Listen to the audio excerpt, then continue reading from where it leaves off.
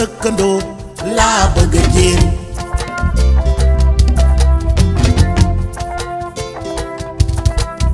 bilaay fu ma juddoo màggi fa laa bëgg a delloo njukkal ñoom yaay mag am di jàmm yéena moom lii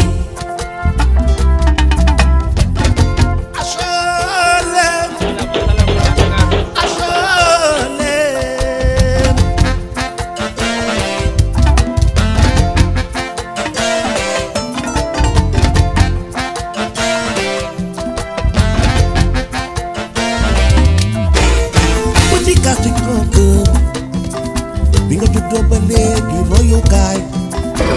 asalaamaaleykum maa ngi tudd Mamadou Dia man la yàlla dogal ma nekk délégué de quartier des HLM 6 Nimzat. Nimzat A waaw Nimzat A moo yor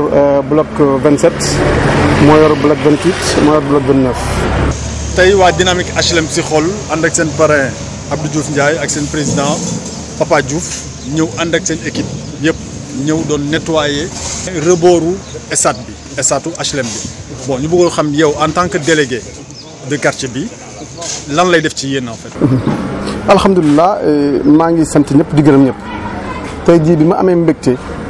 jot information bi ci ki nga xamante ne mooy sama collaborateur bi ma gën a jege ci HLM 6 Nimzat man sama wàll ci HLM 6 Nimzat pour nga liggéey sa gox il faut nga am ay jeunesse yu am engagement. tey jii jeunesse boobu am engagement ki leen dirigé mooy Ousmane Sène bi donc man à travers Ousmane Sène laa yéegi ne tey jii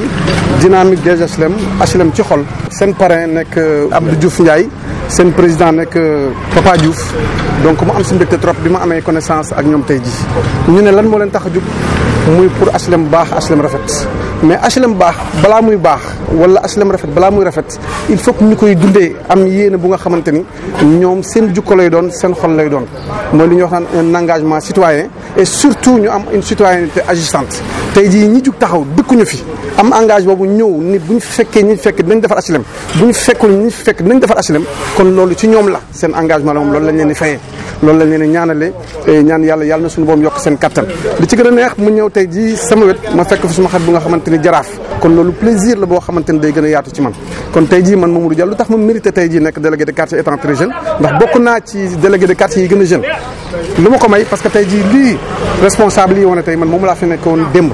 kon tey jii bu ma mérité loolu damay encouragé jeunesse bi nga xamante ni ñoom am nañu engagement boobu tey am nañ taxawaay boobu tey di leen ñaanal yàlla na suñu boobu yokk seen kattan yokk seen sutura yàkku leen dëgëral donc tey jii plaisir boobu laa am depuis ce matin moo tax bi ma Abdou Diouf Ndiaye demandé ni ma délégué est-ce que mën nga ànd ak ñun sur le terrain man leen maa leen di jiitu sur le terrain te maag yéen sur le terrain ba li ngay def ba pare incha allah. waaw parce que mu mel ni gis nañ la nga yor peel ak bale kon bàyyi woo ko ak ñoom. waaw mënu ma ko bàyyi ak ñoom ndax xam nga ku jug di defar sunu yonent Yàlla Muhammad man xubbul watani minal imaani bëgg sa dëkk ci gëm yàlla bokk kon ku ñëw di la defaral bul nangu mu gën la ci am yéene yow it bu dee benn peel boo ci am rek yëkkati ko pour wane ni ñoom seen bëgg-bëgg moom méngoog sa bëgg-bëgg.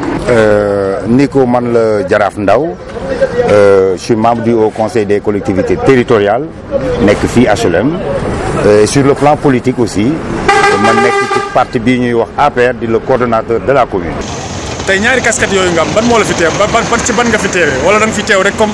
HLM simple. alors tey c'est une bonne question et très pertinente dama fi teew en tant que membre du Haut Conseil des collectivités territoriales d'abord mais doomu HLM dëkk ci gox bi ma ñëw fekk fii une structure boo xam ne dafa taxaw biir HLM di yëngatu biir HLM ñëpp teg seen bët ci li muy def biir HLM mu méngoo ak li nga xamante ne nii noonu laa gëm man mais sur le plan politique aussi ki ma àndal noonu lay taxawee. structure boobu noonu ma war ci mën a bokk pour deux raisons bu njëkk bi mooy dafa ànd ak li nga xamante ne nii mooy programme bi nga xam ne moom lañ yor ñun en tant que politique ànd ci ak président Macky Sall mais beneen bi ci topp nag mooy ki nga xam ne nii mooy parrain bi di suma jeune frère un ami mais ñu jaxasoo trop politique tax ñu xamante mais ñu dem ba au-delà la politique maintenant suñ famille xamante mu doon une relation humaine boo xamante ne nii au-delà la politique ñu ngi koy doxal man ak moom politique bi nag lépp lu ma def dans la commune maag moom a ko ànd def ko dans la commune. mais le président di Papa Diouf aussi di suma xarit mais sur le plan politique aussi muy un membre fondateur de l'APR bi ñuy samp APR fii au niveau des HLM Papa en faisait partie. voilà donc ñuy ay jeunes taxaw biir HLM pour lan pour xool nu ñuy def ba jàppale askanu HLM tey ñu ngi ci setal mais gisoon nañ leen ci sensibilisation aussi donc muy dynamique boo xamante ne nii lépp loo xamante ne nii war na jëmale askan kanam war na jëmale gox kanam ñu ngi ci. je crois kuy citoyen bokk ci biir askanu HLM war nga leen accompagner ci lii nga xam ne nii moom la ñuy def donc loolu moo tax tey ma ñëw accompagner leen ànd ak ñoom ci liggéey bi parce que gis naa ne ñoom bu ñu defee ña nga fa teew mais bu keneen defee aussi parce que lii ñuy def am na ñeneen ñu koy def mais keneen kuy def aussi mais kenn du leen fa jiitu ña nga fa donc appel boobu sax laay lancer au niveau de la commune pour que ñu xam ne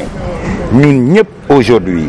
li ñu intéressé mooy nu ñuy def ba changer HLM mais changer ko positivement. lii ñuy def baax na trop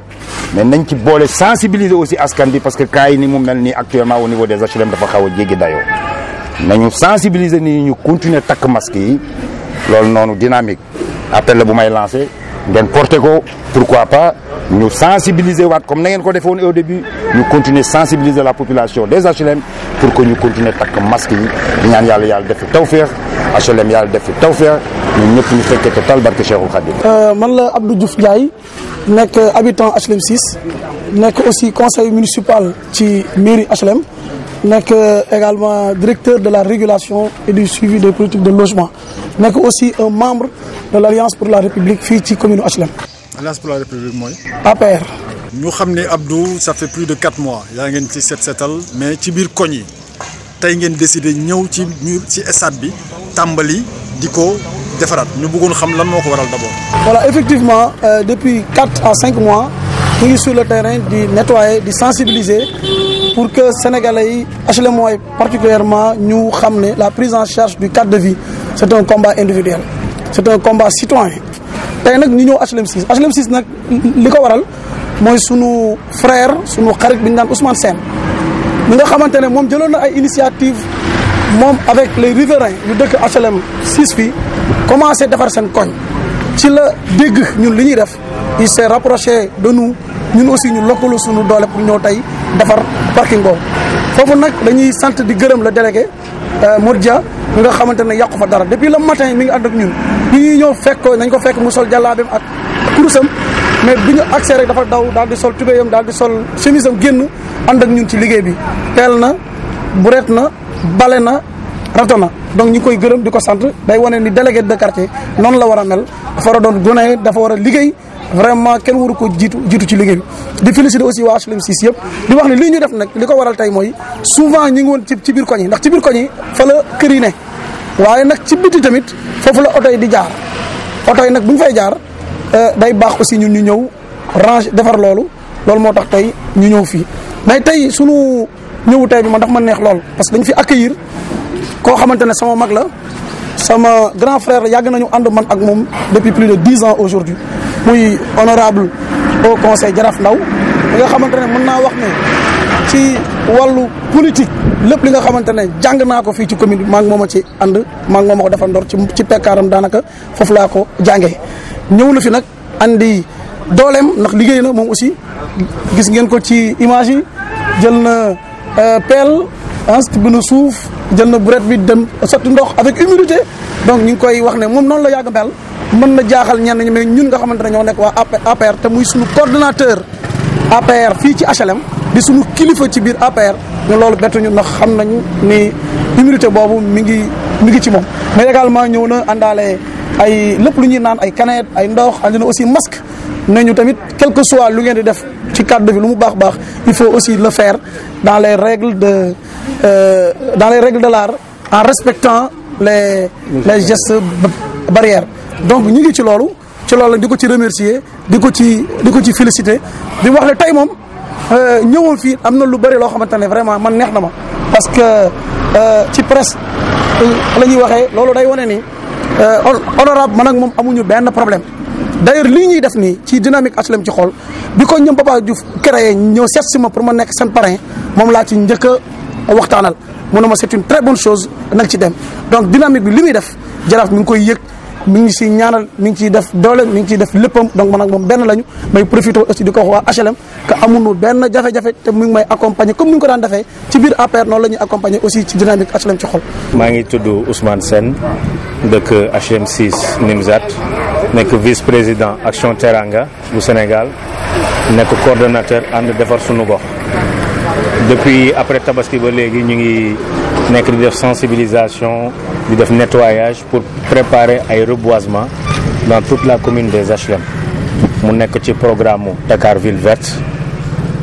am lu ñu tuddee HLM Poumon Vert waa dynamique HLM si xol ñoom itamit ñu ñëw apporter seen soutien moral seen soutien financier ci wàllu pelle mécanique yi ak seen ay matériel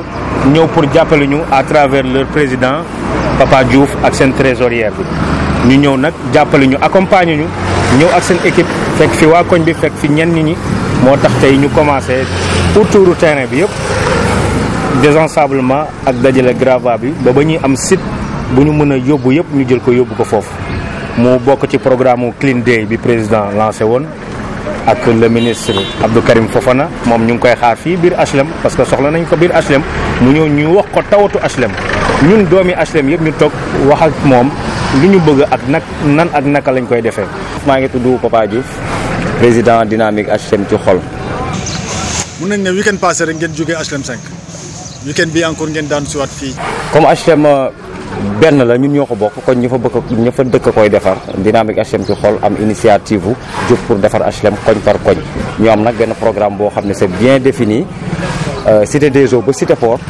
ku ñu sollicité ñu ñëw accompagner la ku ñu sollicité wul tamit ñu xool fi ñu war a defar ñu dem defar ko. bon di féliciter di gërëm aussi jëwriñ Ablaye Gueye mooy président du comité de lutte contre les drogues ak liggéeyal Serigne Touba ci biir Massalikul Jinaan moom moo ma woo téléphone fekk ñu nekk HLM 5 bi ñu nekkee ci jardin parking ñoom trésorière mu woo ma ne ma dama ñëw HLM 6 sama kër soxna fekk fa ay jeunes yu engagé ci guddi gi ñun bi ñu paree foofu ñu ngi fekk ci ay 21h fekk Ousmane mi ak équipe am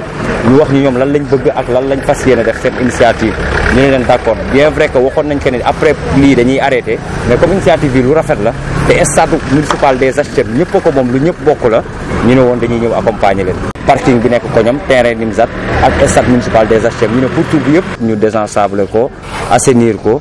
après embellir ko soo ko dugg ci parkingu Ousmane defar ko incha allah. kon du ngeen yem fii rek ci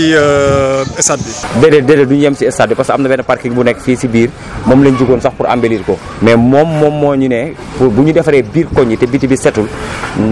du rafet nañ defar pour tour stade bi embellir ko ba pare mu soog a dugg ci biir parking bi soog ko embellir parking wu HLM 6